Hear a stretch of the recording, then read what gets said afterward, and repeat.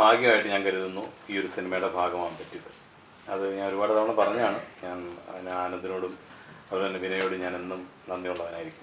വിനയാണ് എന്നോട് ആദ്യം വിളിച്ച് ഈ സിനിമയെ പറ്റി പറയുന്നു, ആനന്ദ് വന്ന് എക്സ്പ്ലെയിൻ ചെയ്യുന്നതൊക്കെ. കാര്യം എൻ്റെ ഒരു ഭാഗ്യം എന്ന് പറഞ്ഞു കഴിഞ്ഞാൽ ഈ സിനിമ കണ്ടിട്ട് ഒരുപാട് ഇൻ്റർവ്യൂവിനൊക്കെ പോകുമ്പോൾ എല്ലാവരും ചോദിക്കുന്നത് പറഞ്ഞാൽ ഇതിന് മുൻപ് നിങ്ങൾ അഭിനയിച്ചുകൊണ്ടിരുന്ന പോലെ അല്ല ഇതിനകത്ത് കാണുന്നത്, അതിനെന്താണ് ചെയ്തത്, നിങ്ങൾ എന്തെങ്കിലും ഹോംവർക്ക് ചെയ്തോ, എന്താണ് അതിനു വേണ്ടി പ്രിപ്പയർ ആയത്, എങ്ങനെയാണെന്നൊക്കെ ചോദിച്ചു. പക്ഷെ ഞാൻ പറഞ്ഞു ഒരു ഇതുമില്ല, നമ്മൾ ചെല്ലുന്നു, നമ്മളിലോട്ട് ഒരു ഡയറക്ടർ നമുക്ക് ഫീഡ് ചെയ്ത് തരുന്നത് എങ്ങനെയാണോ അതുപോലെ ഇരിക്കും ഒരു ആക്ടറുടെ ആക്ടിങ് എന്നാണ് ഞാൻ വിചാരിക്കും. ഞാനിതുവരെ ഒരു കഥാപാത്രത്തിനോടെയും പ്രത്യേകിച്ച് ഒന്നും ചെയ്തിട്ടില്ല. ഞാൻ ആദ്യമായിട്ട് ചെയ്യുന്നത് ഈ സിനിമയ്ക്ക് വേണ്ടിയിട്ടാണ്. അത് ഡയറക്ടർ ആവശ്യപ്പെട്ടുകൊണ്ട് എന്നോട് പറഞ്ഞു 3 ദിവസം റിഹേഴ്സലിന് വന്നേ പറ്റുള്ളൂ എന്ന് പറഞ്ഞു. ഈ ഡ്രാമ നമുക്ക് ഒരു പിടുത്തമില്ലാത്ത കാര്യമാണ്, അഭിനയം വലിയ പിടുത്തമൊന്നുമില്ല, നമ്മളങ്ങനെ ചെയ്തു പോകുന്നതാണ്. പക്ഷേ ഈ ഡ്രാമ നമുക്ക് ഒട്ടും അറിഞ്ഞുകൂടില്ല, മറ്റേ ഡ്രാമയല്ലല്ലോ, ഇതൊരു ഭയങ്കര വേറൊരു പരിപാടിയാണ്. അപ്പം ഞാൻ റിഹേഴ്സലിന് ചെന്നു. ഇത് പിന്നെ നമ്മളൊരു സ്ഥലത്ത് ചെല്ലുമ്പോൾ നമുക്ക് എന്താണ് അവിടുത്തെ ഒരു വൈബൊക്കെ നമ്മളെ ഭയങ്കരമായിട്ട് അല്ലേ, നമ്മളെ ഒരുപാട് നമുക്ക് നോക്കും. പ്രത്യേകിച്ച് എനിക്കൊക്കെ ഈ പറഞ്ഞ പോലെ എന്താണ് ഒരു നെഗറ്റീവ് വൈബുള്ള ഒരാളുണ്ടെന്നുണ്ടെങ്കിൽ ഞാൻ അവിടെ നിൽക്കില്ല, എനിക്ക് പറ്റില്ല, സംസാരിച്ച് നിൽക്കാനൊന്നും അങ്ങനെ പറ്റില്ല എനിക്ക്.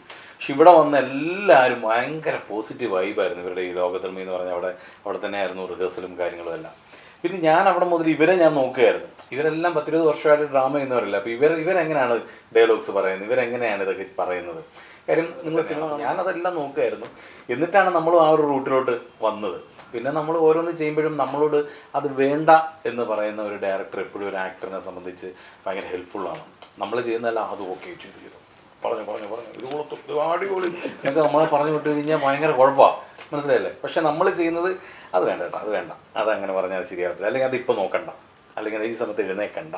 അപ്പോൾ നമ്മൾ ചോദിക്കുമ്പോൾ അതിന് വ്യക്തമായിട്ടൊരു മറുപടി ഉണ്ടാവും ആ ഡയറക്ടറിന്, അല്ലെങ്കിൽ മനസ്സിലായില്ലേ. ചില ഡയറക്ടർമാർ അത് പറഞ്ഞു ഞാൻ എന്താ എഴുന്നേറ്റ് എന്നാ എഴുന്നേറ്റു എന്ന് പറയുന്ന ഡയറക്ടേഴ്സും ഉണ്ട്. പക്ഷെ ചില ഡയറക്ടേഴ്സ് പറയും എഴുന്നേറ്റ് ഇതാണ് കുഴപ്പം, അല്ലെങ്കിൽ അങ്ങോട്ട് നോക്കരുത് ഇതാണ് കുഴപ്പം, ഇപ്പം അല്ലെങ്കിൽ അവിടെ ചിരിക്കണ്ട. അങ്ങനെ ഒരു ഡയറക്ടറിനൊപ്പം അഭിനയിക്കാൻ പറ്റുന്നത് ഏതൊരു ആക്ടറിൻ്റെ വലിയ ഭാഗ്യമാണ്. എൻ്റെ ഭാഗ്യത്തിന് ആനന്ദിനെ പോലൊരു ഡയറക്ടറും ഒരു റൈറ്ററും ആയിരുന്നു ഈ സിനിമയുടെ. അത് തന്നെയാണ് ഈ സിനിമയുടെ ഏറ്റവും വലിയ ഒരു ക്വാളിറ്റി. ഞാൻ എല്ലായിടത്തും പറയുന്നതാണ്, ഈ സിനിമയ്ക്ക് കിട്ടിയ എല്ലാ കൈഡികളും അർഹിക്കുന്ന ഒരാൾ ആനന്ദേകർഷി എന്ന് പറയുന്ന എൻ്റെ റൈറ്ററും ഡയറക്ടറും തന്നെയാണ്. അതിനൊരു എതിരഭിപ്രായം ഇവിടെ ആർക്കും ഉണ്ടാവുമെന്ന് ഞാൻ വിശ്വസിക്കുന്നില്ല. കാരണം എല്ലാത്തിനും ഒരു ക്ലാരിറ്റി ഉണ്ടാകും. ഫസ്റ്റ് കഥ പറയാൻ വന്നപ്പോൾ മുതൽ ഇപ്പം ചെയ്യുന്ന ഓരോ കാര്യങ്ങൾക്ക് പോലും അദ്ദേഹത്തിന് എല്ലാത്തിനും ഒരു ക്ലാരിറ്റി ഉണ്ട്. അപ്പം അത് എന്താണ് ഒരു പ്രൊഫഷണലിസമാണ്.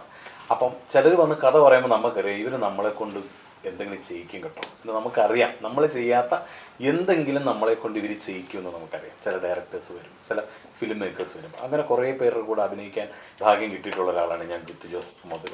അങ്ങനെ കുറേ പേരുടെ സിനിമകളിൽ അഭിനയിക്കാൻ മാസ്റ്റേഴ്സ് ആണെങ്കിൽ ജോഷ് സാർ അടക്കമുള്ളവരുടെയൊക്കെ ആണെങ്കിലും കമൽ സാറിൻ്റെ കൂടെയൊക്കെ സിബി മലയിൽ സാറിൻ്റെ കൂടെയൊക്കെ ഒരുപാട് മാസ്റ്റേഴ്സിൻ്റെ കൂടെ അഭിനയിക്കാൻ ദൈവാനുഗ്രഹം കിട്ടിയിട്ടുള്ള ആളാണ് ഞാൻ. പുതിയ വന്നുകൊണ്ടിരിക്കുന്ന ആളുകളുടെ കൂടെയും പൃഥ്വിരാജാണെന്നുണ്ടെങ്കിലും നിതിൻ രഞ്ജിപ്പണിക്കറാണെന്നുണ്ടെങ്കിലും അപ്പോൾ ആ കൂട്ടത്തിലേക്ക് വരുന്ന ആൾ തന്നെയാണ് ആനന്ദേകർഷി. ഞാൻ ഉറപ്പ് പറയുന്നു, ഇനിയുള്ള അങ്ങോട്ടുള്ള മലയാള സിനിമകളിൽ ആനന്ദിൻ്റെ കയ്യിൽ നിന്ന് ഒരുപാട് നല്ല ക്വാളിറ്റിയുള്ള നല്ല സൂപ്പർ സിനിമകൾ മലയാളികൾ എന്നും ഓർത്തിരിക്കുന്ന സിനിമകൾ നമുക്ക് കിട്ടുന്നുള്ള കാര്യത്തിൽ യാതൊരു സംശയമില്ല. ഇതൊക്കെയാണ് എൻ്റെ എക്സ്പീരിയൻസ്. Thank you.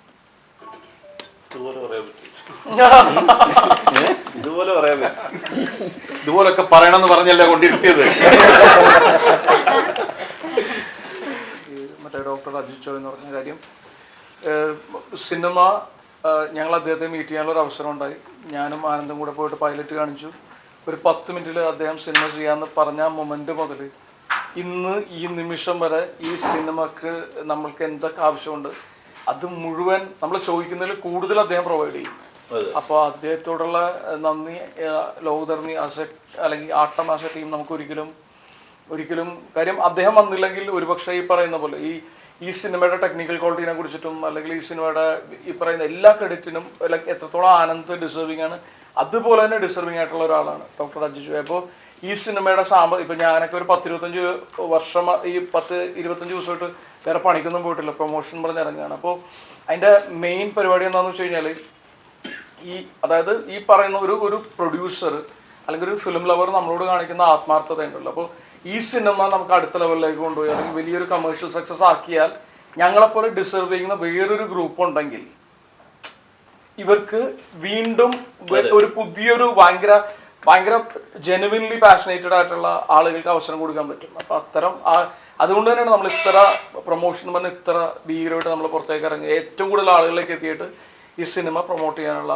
ശ്രമങ്ങൾ നടത്തുന്നത്. അപ്പോൾ അജിത് സാറിനെ മറ്റേ അദ്ദേഹത്തെക്കുറിച്ച് പറയാണ്ട് നമുക്ക്. അപ്പോൾ നമ്മളെല്ലാവരും ഭയങ്കര താങ്ക്ഫുള്ളാണ്. ഈ സൂപ്പർ സ്റ്റാർ അല്ല എന്ന് പറയുന്നുണ്ടല്ലോ നടനെ സംബന്ധിച്ചിടത്തോളം, ഈ സൂപ്പർ സ്റ്റാർ പദവി, ഫാൻസ് അസോസിയേഷൻ പദവി, ഫഹദ് ഫാസിലൊരു ഇന്റർവ്യൂ ഫഹദ് ഫാസിൽ പറയുന്നുണ്ടായി, എന്റെ സിനിമ വേണമെങ്കിൽ നിങ്ങൾ കണ്ടാൽ മതി, എന്റെ സിനിമ നല്ലതാണെങ്കിൽ നിങ്ങൾ കണ്ടാൽ മതി, എനിക്ക് നല്ലതാണെങ്കിലേ കാണുള്ളൂ. ശ്രദ്ധിച്ചിട്ടുണ്ടോ? അല്ല, ഇത്തരം സൂപ്പർ സ്റ്റാർ പദവിയൊക്കെ ആഗ്രഹിക്കാത്ത ഒരു നടനെ സംബന്ധിച്ചിടത്തോളം, ഒരു നടനെ സംബന്ധിച്ച് സമൂഹത്തിന് കൊടുക്കേണ്ടത് എത്രത്തോളമുള്ള കടമകളാണ് ഒരു ആക്ടറെ സംബന്ധിച്ചിടത്തോളം? ഞാൻ അത്രയൊന്നും കോംപ്ലിക്കേറ്റ് ചെയ്യില്ലല്ലോ കാര്യങ്ങൾ.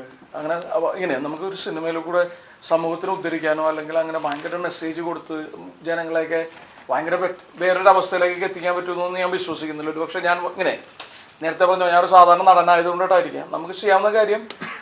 നമ്മളൊക്കെ ഇപ്പോൾ ഒരു ഫിലിം മേക്കർ, സ്റ്റോറി ടെല്ലറാണ്. അപ്പോൾ അദ്ദേഹം നമ്മളെ ഒരു പ്രധാനപ്പെട്ട കഥാപാത്രത്തിനെ ചൂസ് ചെയ്യുമ്പോൾ അതിനോട് ജസ്റ്റിസ് കാണിക്കുക എന്നുള്ള കാര്യങ്ങൾ മാത്രം ചെയ്യുക എന്നുള്ളതാണ്.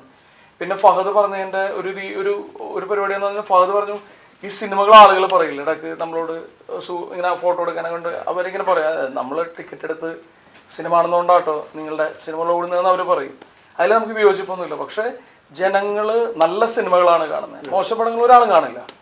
അപ്പം അല്ലെങ്കിൽ ഈ വ്യക്തിയുടെ സിനിമ ആയതുകൊണ്ടിട്ടൊന്നും കാണുന്നില്ല. അങ്ങനെയാണെങ്കിൽ ഇപ്പം വലിയ താരങ്ങളുടെ സിനിമകൾ എല്ലാ പടങ്ങളും ഓടണ്ടേ, നല്ല സിനിമകളെ കാണപ്പെടുന്നുള്ളൂ. അപ്പോൾ നിങ്ങൾ പറഞ്ഞ പോലെ ഒരു സ്റ്റാർ ആകുന്നതിൻ്റെ, അല്ലെങ്കിൽ ഞാനൊരു സ്റ്റാർ ആകണമെന്ന് ആഗ്രഹിക്കുന്ന ഒരാൾ തന്നെയാണ്. അതിൻ്റെ ഒരു ഉദ്ദേശം എന്താണെന്ന് വെച്ച് കഴിഞ്ഞാൽ, എനിക്ക് ഈ സ്റ്റാറിൻ്റെ ലക്ഷറി പിടിക്കാൻ വേണ്ടിയിട്ടൊന്നുമില്ല. രണ്ട്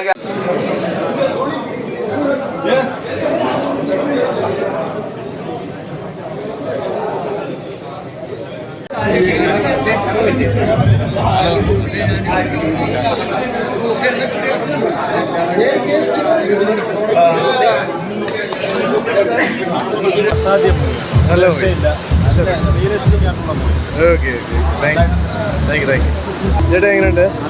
നല്ല പോയി. എങ്ങനെയുണ്ട് പോയി? എങ്ങനെയുണ്ട് പോയി? നല്ലതാണ്. നല്ല പടം. എങ്ങനെയുണ്ട്? അടിപൊളിയാണ്. എങ്ങനെയുണ്ട് പോയി? അടിപൊളി. എങ്ങനെയുണ്ട്? എങ്ങനെയുണ്ട് പോയി? അടിപൊളി പടം. ഓക്കെ. എങ്ങനെയുണ്ടായിരുന്നു? നല്ല പടം. ഏറ്റവും എന്താ കൂടുതൽ ഇഷ്ടപ്പെട്ടത്? എന്താ മൂവിയിലെ ആർട്ടിസ്റ്റുകളുടെ പെർഫോമൻസും പിന്നെ സ്റ്റോറി എങ്ങനെയുണ്ടായിരുന്നു? ഇത് സംസാരിക്കുന്ന സബ്ജക്റ്റ് അത് ഭയങ്കര ഇൻട്രസ്റ്റിംഗ് ആണ്. ഓക്കെ. അത് നമ്മൾ റിവീൽ ചെയ്യുന്നില്ല, എല്ലാവരും പടം കണ്ടു തന്നെ. Okay okay okay, thank you. ചേട്ടാ എങ്ങനെയുണ്ട് മൂവി? ഇൻട്രസ്റ്റിംഗ് ആണ്, നല്ലതാണ്. ഓക്കെ. ചേട്ടാ മൂവി എങ്ങനെയുണ്ട്? നല്ല